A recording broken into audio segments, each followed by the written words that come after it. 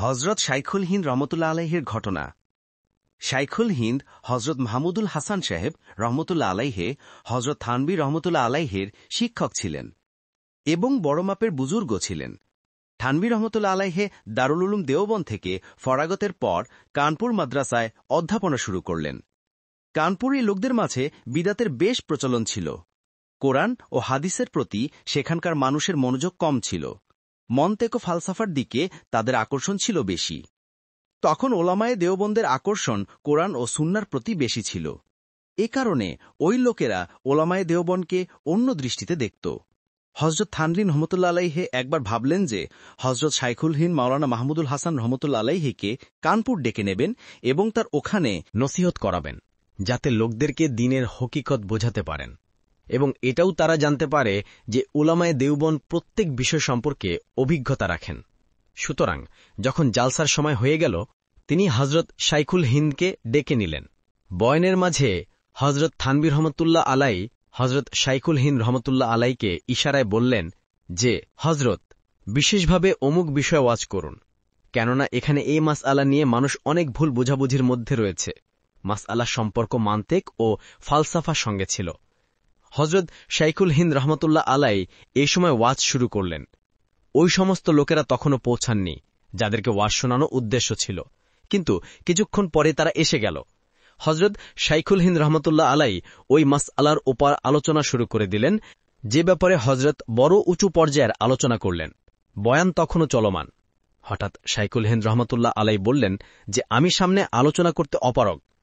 এ বলেই বয়ান শেষ করে দিলেন। হজরত থানবী রহমতুল্লাহ আলাই বলেন যে, আমার সন্দেহ লাগল যে যখন বয়ানের মূল সময় এসেছে তখন হজরত কেন বসে গেলেন। সুতরাং আমি হজরতকে জিজ্ঞাসা করলাম যে, এখন তো আলোচনার মূল পর্ব ছিল, অথচ আপনি ওয়াজ শেষ করে দিলেন যে? হজরত শাইখুল হিন্দ রহমতুল্লাহ আলাই বললেন যে, মূলত আমার এই খেয়াল এসেছিল যে এখন আমি ওই লোকদের সামনে নিজের এলেম ও জ্ঞান প্রকাশ করব।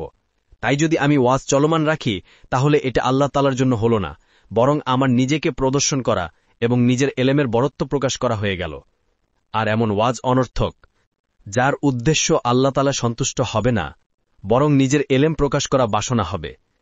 এটা কোনো সাধারণ বিষয় নয় যে মানুষের সাধারণ সমাবেশে আলোচনা করার মধ্যে এই কল্পনা করে বসবে যে এতক্ষণ যা কিছু বলেছি এগুলো আল্লাহ তাআলার জন্য ছিল, কিন্তু এখন যা কিছু বলবো এগুলো নিজের এলেম প্রকাশ করার জন্য হবে।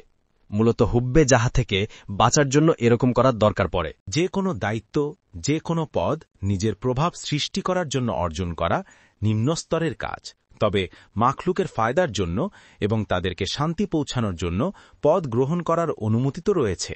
বুজুর্গগণ বিনয়ের মাধ্যমে আল্লাহওয়ালা হয়ে থাকেন। অনেক সময় সুনাম, সুখ্যাতি, পদ অথবা প্রভাব চাওয়া ছাড়াই অর্জন হয়ে যায়। সাধারণত এটা ওই সমস্ত আল্লাহওয়ালাদের সঙ্গে হয় যারা নিজেরা নিজেদেরকে বিনয়ের মাধ্যমে বিলিয়ে দিয়েছেন এবং দুনিয়া তাদের কদমের ওপর এসে যায়। নবীজি সাল্লাল্লাহু আলাইহি ওয়াসাল্লাম হাদিস শরীফে ইরশাদ করেছেন যে, মান তাওয়াদা লিল্লাহি রাফাহুল্লাহ, যে ব্যক্তি আল্লাহ তাআলার জন্য বিনয় অবলম্বন করে আল্লাহ তাআলা তাকে উঁচু মর্যাদা দান করেন। সুতরাং যারাই বুজুর্গ এবং আল্লাহর ওলি হন তারা চান যে কেউ আমার খবর না জানুক, আমি গোপন থাকব, কিন্তু যে সুগন্ধি মোহিত করে তা লোকদেরকে আকৃষ্ট করে নিজের কাছে টেনে নেয়। যদিও তারা নিজেদের আশপাশে বেড়া দিয়ে রাখেন, কিন্তু মাখলুক তাদের কদমে গিয়ে পড়ে থাকে এই কারণে যে আল্লাহ তাআলা তাদেরকে এরকম সুগন্ধি দান করেছেন যা চাওয়া ছাড়াই তাদের অর্জন হয়েছে, আর এটা আল্লাহ তাআলার বড় একটি নিয়ামত। حياة جئنا تبصرة عن كل